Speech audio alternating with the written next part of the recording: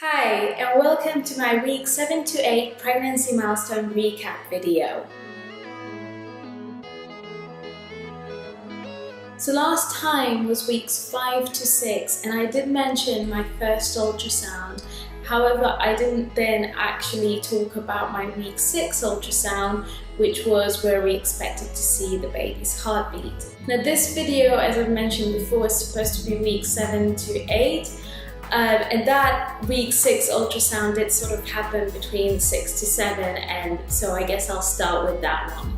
Obviously it was very nice to see the gynecologist on my first checkup to confirm the pregnancy, but of course one of the first milestones beside getting pregnant is actually seeing the baby's heartbeat, because your chances of a miscarriage reduce drastically if you do manage to see a heartbeat. And as I mentioned before, I wasn't too worried at week 5 because we knew that at that stage it's not a given that we'll see anything, and we did kind of maybe see a flicker, but still I was very stressed and I was just very hopeful, and those 7 days between the 2 ultrasounds just went by so slowly. The day of the 6-week ultrasound did finally arrive, and I was very excited, I was very nervous. So we went into the appointment and we had a little chat, and I was just like, actually, can we just go and see the baby? Like, I don't want to talk about how I'm feeling, I just want to see how the baby's doing, and if there's a heartbeat, and if he's fine, if he's measuring correctly, if everything's okay. So we did move on to the actual ultrasound pretty quickly. And just that moment before I saw him on the monitor, of course at that stage I still did not know that it's him, but now I do. So I am still referring to him as him. So just that few seconds before I saw him on the monitor was so terribly stressful. I just remember closing my eyes and thinking, this is it, this is going to make me either really happy or my world will just crumble. But my gynecologist was lovely. He knew that I was very stressed about this appointment, so he immediately said, yep, look at that, that's the heartbeat. And I opened my eyes and there it was just the most magical little flicker. It was just beating so fast, but you could clearly see it. And I remember Tom being next to me, and we just held each other's hands so strongly, and we didn't just smile, we laughed in happiness that he's there and his heart is beating, he's alive, and everything measured fine, everything measured correctly. It was just the happiest moment, because not only did we know that we had a pregnancy, but that it was really most likely going to go ahead. As far as how I was feeling back then, I did pretty much have all the symptoms. I was very much a textbook case. I felt lots of nausea. I didn't vomit a lot, but there was definitely quite a bit of dry heaving above the toilet, so sorry if that's TMI, but this is about pregnancy. It was more than just food aversion. I did just feel this constant nausea whenever I see food, think about food, even when I was hungry, and sometimes even when I was eating at the same time. I felt like, oh my god, I don't know how I'm going to keep this down, and there was no relief from it. It's like everybody says, I don't know why they call it morning sickness. That's what I thought it would be like based on the movies. That's what you're made to believe, that when you're pregnant, then you suddenly feel like, oh, I need to be sick, and then you go to the toilet, and then you're sick, and then you're back, and then you're fine.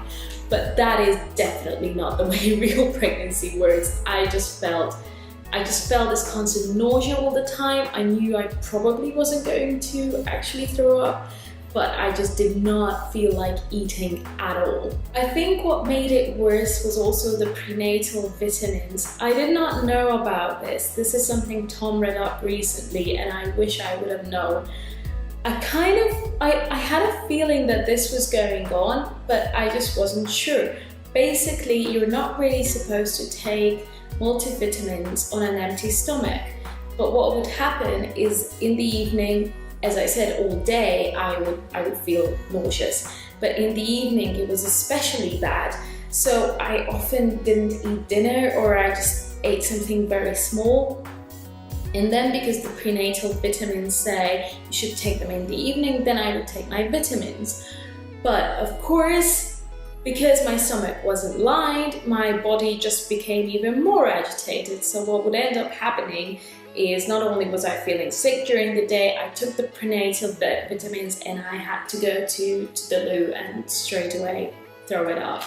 So that was not a lot of fun. If you are taking prenatal vitamins, I most certainly advise you do eat something before it, do line your stomach something with it, especially in your first trimester or if you're still feeling nauseous, because it will help a lot. And if you don't do that, there is a danger that you are going to be sick, and then what was the point in taking the vitamins if they just go straight back out?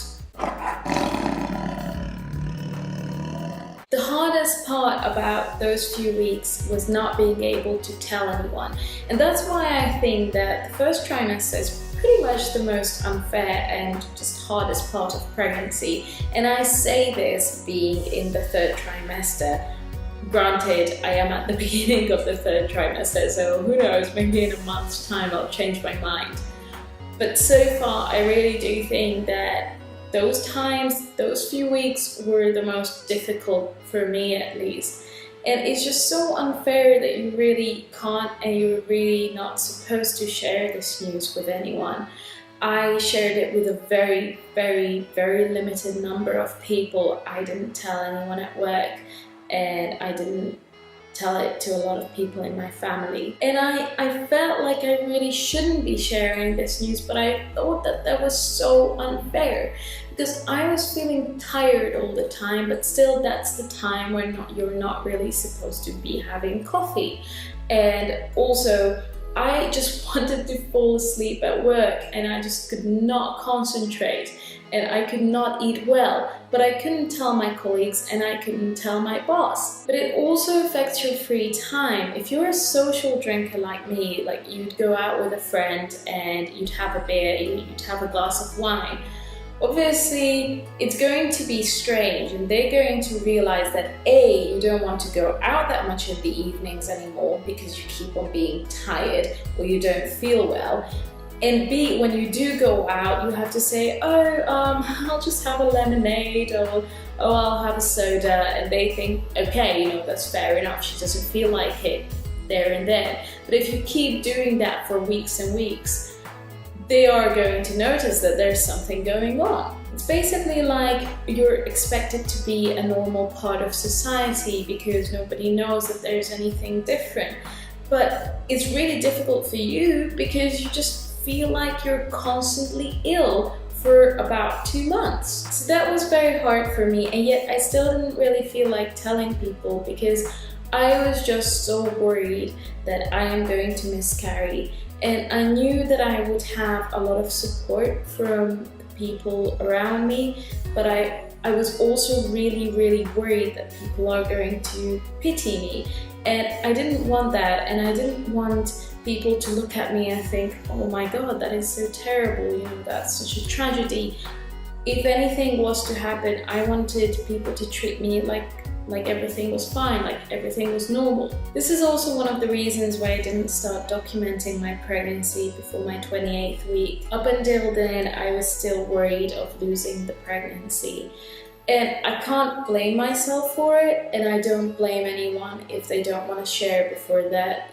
In fact, if anything, I really, really empathize, and that's what I did.